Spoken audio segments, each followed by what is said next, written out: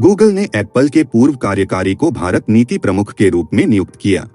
प्रौद्योगिकी क्षेत्र की दिग्गज कंपनी गूगल कथित तौर पर विनिर्माण और नीति क्षेत्र के दिग्गज श्रीनिवास रेड्डी को भारत में अपने शीर्ष सरकारी मामलों के कार्यकारी के रूप में नियुक्त करने के लिए तैयार है। कंपनी कानूनी चुनौतियों से निपटने और देश में हार्डवेयर असेंबली के विस्तार को ध्यान में रखते हुए यह भर्ती करना चाहती है।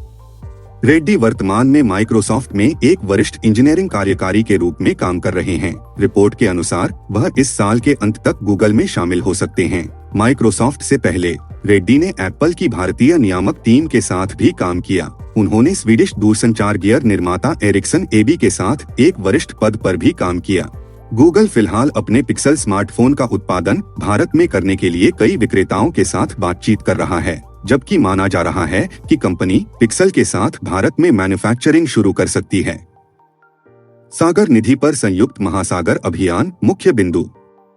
हिंद महासागर क्षेत्र में राष्ट्रों के बीच एक सहयोगात्मक पहल, जिसे कोलंबो सिक्योरिटी कॉन्क्लेव (CSC) के नाम से जाना जाता है, ने संयुक्त महासागर अभियान के लिए बांग्लादेश और मॉरिशस के वैज्ञानिकों को एक साथ लाया है।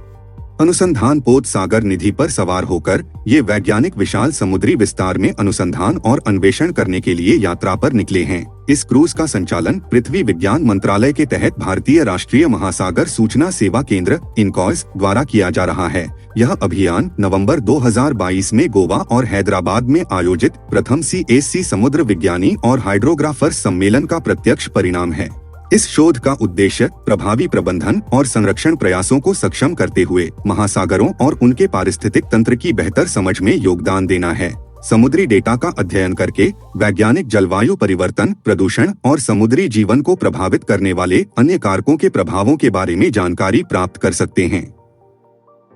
सरस मोबाइल ऐप लॉन्च किया गया। ग्रामीण कारीगरों को सशक्त बनाने और प्रामाणिक हस्तशिल्प और हथकरघा को बढ़ावा देने की दिशा में एक महत्वपूर्ण कदम में राष्ट्रीय ग्रामीण आजीविका मिशन (DAYNRLM) का एक हिस्सा दीनदयाल अंत्योदय योजना ने हाल ही में सरस नामक एक मोबाइल ऐप लॉन्च किया है। इस इनोवेटिव ऐप का उद्देश्य स्वयं सहायता समूहों (SHGs) में महिलाओं द्वारा बनाए गए उत्पादों के लिए बेहतर विपणन सहायता और ई-कॉमर्स अवसर प्रदान करना है। ई-कॉमर्स प्लेटफॉर्म के सुचारू कामकाज को सुनिश्चित करने में सरस पूर्ति केंद्र महत्वपूर्ण भूमिका निभाता है। यह सरस पोर्टल और मोबाइल ऐप के माध्यम से खरीदे गए उत्पादों के प्रसंस्करण, पैकेजिंग और शिपिंग सहित विभिन्न जिम्मेदारियों को संभालता है। यह केंद्र एक विश्वसनीय मध्यस्थ के रूप में कार्य करता है, जो यह सुनिश्चित करता है कि ग्राहकों को उनकी खरीदारी तुरंत और उत्कृष्ट स्थिति में मिले। DAYNRLM विपणन पहलों के लिए एक बहुआयामी दृष्टिकोण अपनाता है। सरस ऐप और पोर्टल के अलावा जो ऑनलाइन प्लेटफॉर्म के रूप में काम करते हैं, कार्यक्रम सरस मेला और सरस फूड फेस्टिवल जैसे भौतिक कार्यक्रम भी आयोजित करता है। Trade in services for development report जारी की गई। भारत ने पिछले कुछ वर्षों में वैश्विक वाणिज्यिक सेवाओं के निर्यात में अपनी हिस्सेदारी में उल्लेखनीय वृद्धि देखी है। अपनी आर्थिक प्रगति के प्रमाण के रूप में विश्व बैंक और विश्व व्यापार संगठन (WTO) ने वैश्विक सेवा क्षेत्र में भारत की बढ़ती भूमिका पर प्रकाश डालते हुए trade in services for development शीर्षक से एक रिपोर्ट जारी की। 2005 में वैश्विक वाणिज्यिक सेवाओं के निर्यात में भारत की हिस्सेदारी 2% थी। हालांकि 2022 तक यह आंकड़ा दोगुना होकर 4.4% हो गया। यह उल्लेखनीय वृद्धि अंतर्राष्ट्रीय सेवा बाजार में भारत की बढ़ती भागीदारी और प्रतिस्पर्धात्मकता को इंगित करती है। यह रिपोर्ट 4 अर्थव्यवस्थाओं को प्रमुख सेवा निर्यातकों और आयातकों के रूप में पहचानती है: चीन, हांगकांग, सिंगापुर और भारत। इन देशों ने सेवा उन्मुख उद्योगों में अपनी शक्ति का प्रदर्शन किया है और वैश्विक व्यापार में महत्वपूर्ण योगदान दिया है। मो जंगल जामी योजना क्या है? ओडिशा सरकार ने हाल ही में मो जंगल जामी योजना नाम से एक अभूतपूर्व योजना शुरू की है, जिसका उद्देश्य राज्य भर में आदिवासी समुदायों और वनवासियों के बीच वन अधिकारों को बढ़ावा देना है। इस पहल के साथ ओडिशा व्यक्तिगत और सामुदायिक वन अधिकारों को मान्यता देने वाला भारत का पहला राज्य बनने जा रहा है। मो जंगल जामी योजना 2006 के वन अधिकार मान्यता अधिनियम (FRA) के संयोजन में संचालित होती है, जो अनुसूचित जनजातियों और अन्य पारंपरिक वन निवासियों के अधिकारों को स्वीकार करने पर केंद्रित है।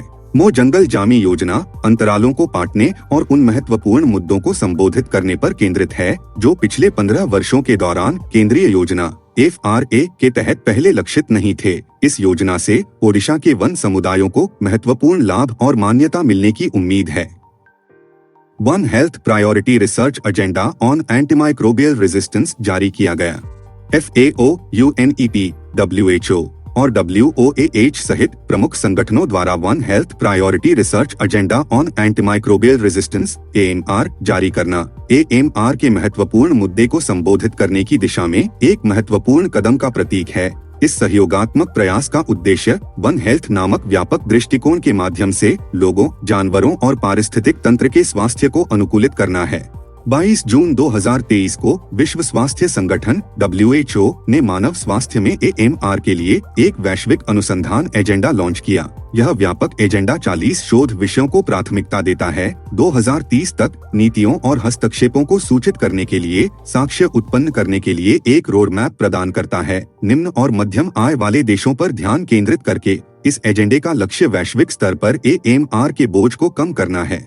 One health priority research agenda 3 महत्वपूर्ण क्रॉस कटिंग की पहचान करता है: लिंग, कमजोर आबादी और स्थिरता। AMR के साथ इन कारकों के अंतर संबंध को पहचानते हुए एजेंडा ऐसे शोध की आवश्यकता पर जोर देता है जो इन विषयों को व्यापक रूप से संबोधित करता हो। बचपन में मधुमेह और उससे होने वाली मौतों के मामले में भारत दुनिया भर में अग्रणी। रिपोर्ट जामा नेटवर्क जर्नल में प्रकाशित एक हालिया अध्ययन से पता चला है कि भारत में 2019 में बचपन में मधुमेह के मामलों और मौतों की सबसे अधिक संख्या दर्ज की गई, जो इस बढ़ती स्वास्थ्य चिंता को संबोधित करने की तात्कालिकता को रेखांकित करता है। शोध में विकलांगता समायोजित जीवन वर्ष, डिसेबिलिटी एडजस्टेड लाइफ ईयर्स, डालीज और बचपन में मधुमेह के वैश्विक रुझानों के संबंध में महत्वपूर्ण निष्कर्षों पर भी प्रकाश डाला गया। अध्ययन के अनुसार भारत को 2019 में बचपन में मधुमेह के सबसे अधिक मामलों और मौतों का सामना करना पड़ा। यह आंकड़ा देश में बच्चों में मधुमेह की रोकथाम, प्रबंधन और उपचार की तत्काल आवश्यकता पर जोर देता है। इस बोझ में योगदान देने वाले कारकों को समझकर स्वास्थ्य देखभाल पेशेवर और नीति निर्माता संबंधित रुग्णता और मृत्यु दर को कम करने के लिए लक्षित रणनीतियां तैयार कर सकते हैं। वायु प्रदूषण और फेफड़ों की बीमारी के बीच संबंध। मुख्य बिंदु। दिल्ली में हाल ही में किए गए एक अध्ययन ने अशुद्ध हवा के दैनिक संपर्क के कारण बाहर काम करने वाले लोगों के स्वास्थ्य पर पड़ने वाले संबंधित प्रभावों पर प्रकाश डाला है। शोध विभिन्न व्यावसायिक समूहों पर केंद्रित था, जिनमें कूड़ा बीनने वाले सफाई कर्मचारी, नगरपालिका के सफाई कर्मचारी और सुरक्षा गार्ड शामिल थे। निष्कर्षों ने इन श्रमिकों के बीच असामान्य फुफ्फुसीय कार्य, एबनॉर्मल पल्मोनरी फंक्शन और गंभीर फेफड़ों की बीमारियों की व्यापकता पर प्रकाश डाला, जो उनके श्वसन स्वास्थ्य की रक्षा के लिए हस्तक्षेप की आवश्यकता को रेखांकित करता है। अध्ययन में अध्ययन किए गए व्यावसायिक समूहों के बीच फेफड़ों की गंभीर बीमारियों की व्यापकता पर भी प्रकाश डाला गया। लगभग 17% कूड़ा बीनने वाले, 27% सफाई कर्मचारी और 10% सुरक्षा गार्ड फेफड़ों की गंभीर बीमारियों से पीड़ित पाए गए। विशेष रूप से नियंत्रण समूह में किसी भी प्रतिभागी ने ऐसी स्थितियों की सूचना नहीं दी। ये निष्कर्ष बाहरी श्रमिकों के श्वसन स्वास्थ्य पर व्यावसायिक जोखिमों के हानिकारक प्रभाव को रेखांकित करते हैं। नोटबुक IAS सिविल सेवा के अभ्यर्थियों के लिए टेस्ट सीरीज की श्रृंखला प्रस्तुत करता है। UPSC स्टेट PCS की प्रारंभिक एवं मुख्य परीक्षा टेस्ट सीरीज, दैनिक उत्तर लेखन अभ्यास, दैनिक MCQs अभ्यास आदि प्रोग्राम ऑनलाइन तथा ऑफलाइन दोनों मोड में उपलब्ध हैं। टेस्ट सीरीज ज्वाइन करने के लिए हमसे संपर्क करें। हमारा पता है G19 वर्धमान माल, नेहरू विहार, दिल्ली, या आप हमें नीचे दिए गए नंबरों पर भी संपर्क कर सकते हैं।